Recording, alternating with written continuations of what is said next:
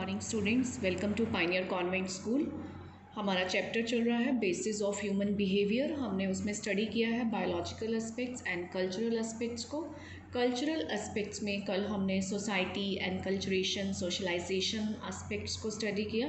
आज हमारा last topic है इस चैप्टर का, दैट इज़ अकल्चरेशन। कल हमने स्टडी किया एनकल्चरेशन। एनकल्चरेशन का बिल्कुल अपोजिट हो जाता है अकल्चरेशन।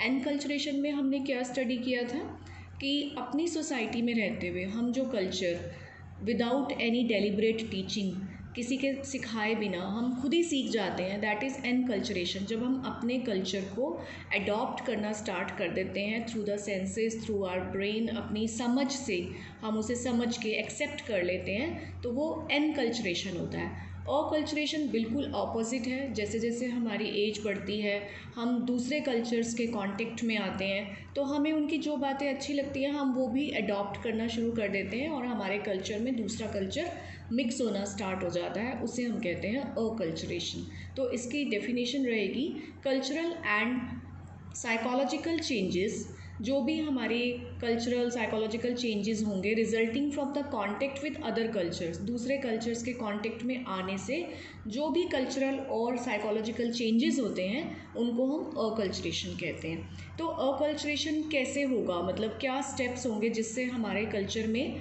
मिक्सिंग होगी या चेंजेस होंगे। फॉर एग्जांपल, फर्स्ट हमारा स्टेप हो सकता है डायरेक्ट मतलब कि माइग्रेशन। सपोज़ आप या तो एक स्टेट से दूसरे स्टेट में चले जाएं, ये इंटर कंट्रीज़ भी हो सकता है और इंट्रा कंट्री भी हो सकता है। इंट्रा कंट्री, जब आप एक स्टेट से दूसरे स्टेट में जाते हैं तो वहाँ के चेंजेस होते हैं कि उनका ईटिंग स्टाइल अलग है, फीडिंग हैबिट्स उनकी अलग होती हैं, उनका ड्रेसिंग सेंस अलग होता है, उनका सेलिब्रेशन, उनके कस्टम्स अलग होते हैं। तो कुछ चीज़ें जो हमें अच्छी लगती हैं हम मिक्स कर लेते हैं। और माइग्रेशन टू अदर कंट्री भी हो सकता है। जब हम किसी अदर कंट्री में जाएंगे तो जो भी वहाँ चेंजेस हैं, कुछ तो हम डेलिबरेटली अपने अंदर लेकर आते हैं और कुछ हमें अडेप्ट वहाँ के सर्कमस्टांसिस के अकॉर्डिंग, वहाँ की सिचुएशन और वहाँ की नेचर के अकॉर्डिंग हमें करना ही पड़ता है।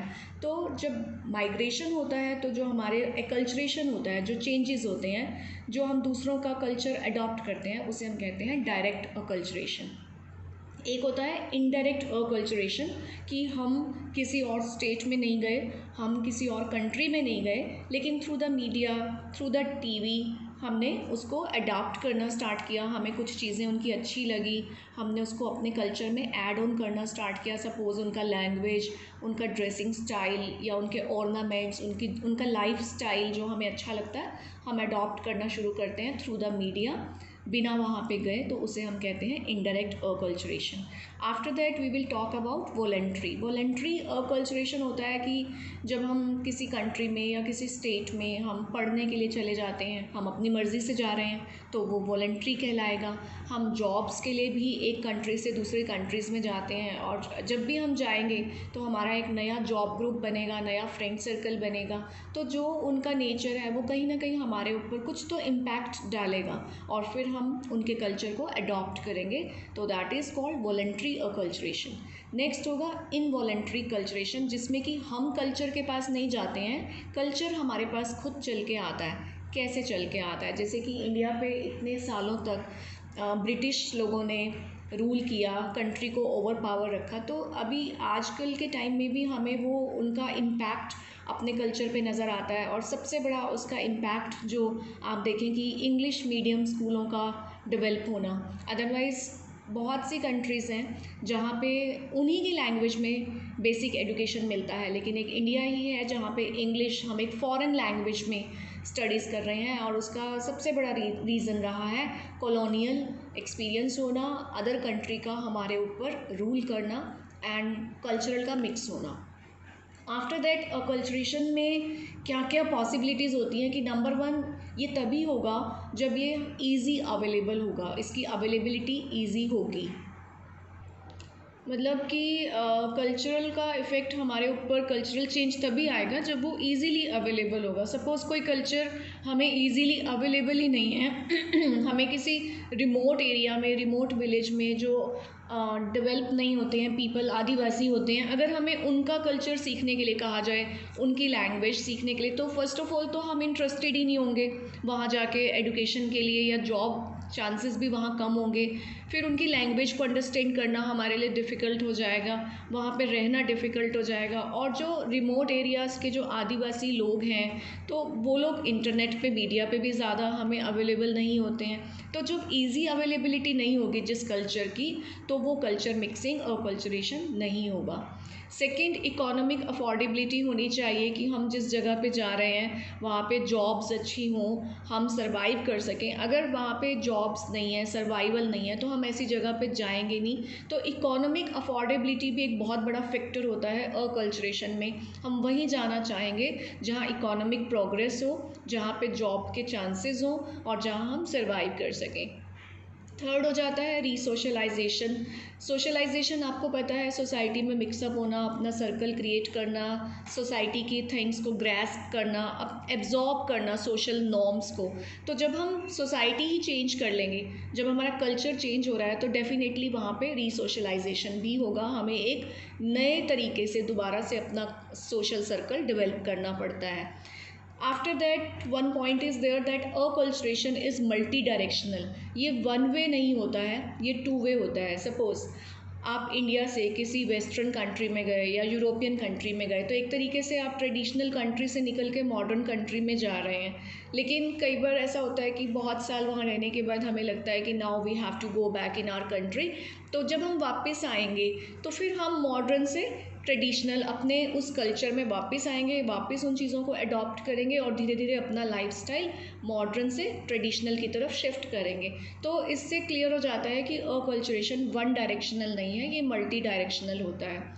अकल्चरेशन हमें टू वेज में विजिबल होता है। One is the subjective level, second is the objective level. पहले हम स्टडी करेंगे सब्जेक्टिव लेवल को। सब्जेक्टिव लेवल पे अकल्चरेशन रिफ्लेक्टेड होता है, मीन्स दिखाई देता है लोगों के एटीट्यूड्स में। किस टाइप के एटीट्यूड्स होते हैं? 4 तरीके के एटीट्यूड बताए गए हैं। Number 1 is the integration, second assimilation, separation and marginalisation. So integration, what is integration? जब सब्जेक्ट या पीपल, लोग, हम लोग दोनों कल्चर्स को एक्सेप्ट कर लेते हैं इक्वली, कि मीन्स हम अपना कल्चर भी नहीं छोड़ते हैं और हम दूसरे कल्चर को भी बहुत इजीली एक्सेप्ट कर लेते हैं, दोनों कल्चर को मिक्स वे में हम फॉलो करते हैं, that is called integration. Second होता है असिमिलेशन, जिसमें हम अपना कल्चर, अपनी सीखी हुई सब चीज़ें छोड़ने को रेडी हो जाते हैं और कम्प्लीटली दूसरे कल्चर को एक्सेप्ट एंड अडॉप्ट कर लेते हैं। तो वो जो एटीट्यूड कहलाता है वो होता है असिमिलेशन। ये सब्जेक्टिव लेवल की बात कर रहे हैं हम। थर्ड हो गया सेपरेशन, जिसमें सिर्फ एक कल्चर, जिस कल्चर के साथ हम आए थे हम उसी को लेके चलते हैं, हम नॉवेलिटी को एक्सेप्ट नहीं करते हैं, उसके अकॉर्डिंग खुद को चेंज नहीं करते, अडेप्ट नहीं करते हैं, हम सिर्फ अपने सीखे हुए कल्चर को ही, हम रिजिड हो जाते हैं, हम फ्लेक्सिबल नहीं होते हैं। इस एटीट्यूड को हम कहते हैं सेपरेशन एटीट्यूड। नेक्स्ट होता है मार्जिनलाइजेशन, जिसमें कि अनडिसाइडेड है, हम समझ ही नहीं पाते हैं कि हम अपने कल्चर को फॉलो करें या दूसरे कल्चर को फॉलो करें, और इसका फिर स्ट्रेस भी नज़र आता है। और इसका बेस्ट एग्जाम्पल है आजकल का यूथ, क्योंकि वो डिफ्रेंशिएट नहीं कर पा रहा है कि क्या अच्छा है क्या बुरा है। और इसका एक एग्जाम्पल देना चाहूँगी मैं कि for example Indian youth is very confused कि जो हमारा ट्रेडिशनल सिस्टम है मैरिज का वो फॉलो करें, या जो अभी मॉडर्न सिस्टम आ गया है लिव इन रिलेशनशिप का वो फॉलो करें, जिसकी वजह से वो मैक्सिमम टाइम स्ट्रेस में रहते हैं। और इसी वजह से सुसाइडल टेंडेंसीज भी यूथ में इंक्रीज़ हो रही हैं कि वो डिसाइड ही नहीं कर पा रहे हैं what is right and what is wrong. So this attitude is called marginalisation. उसके बाद एक सेकेंड लेवल आ जाता है ऑब्जेक्टिव लेवल। ऑब्जेक्टिव लेवल पे अकल्चरेशन रिफ्लेक्ट होता है हमारी डे टू डे एक्टिविटीज़ में और हमारे बिहेवियर में। मींस अकल्चरेशन से इम्प्रेस होकर, मींस दूसरे कल्चर से इम्प्रेस होकर और उसको अडेप्ट करके कि किस टाइप की जॉब्स होने लगी हैं, ड्रेसिंग सेंस में क्या चेंज आया है, लैंग्वेज में क्या चेंजेस आ रहे हैं, उनका मूवीज़ में कैसा इंटरेस्ट है, किस टाइप की मूवीज़ उनके ऊपर कैसा इम्पैक्ट डालती हैं। ये चीज़ें जब हमारे बिहेवियर में रिफ़्लेक्ट होने लगती हैं कि टेक्नोलॉजी का यूज़ किस लेवल तक हो गया है, ट्रैवल एक्सपीरियंसेस कैसे हैं, क्या सीख रहे हैं हम अपनी ट्रैवलिंग से। तो ये जो सारा इफ़ेक्ट होता है ये ऑब्जेक्टिव लेवल पे होता है, और सब्जेक्टिव लेवल पे integration, assimilation, separation and marginalization we have discussed. So ये होता है अकल्चरेशन।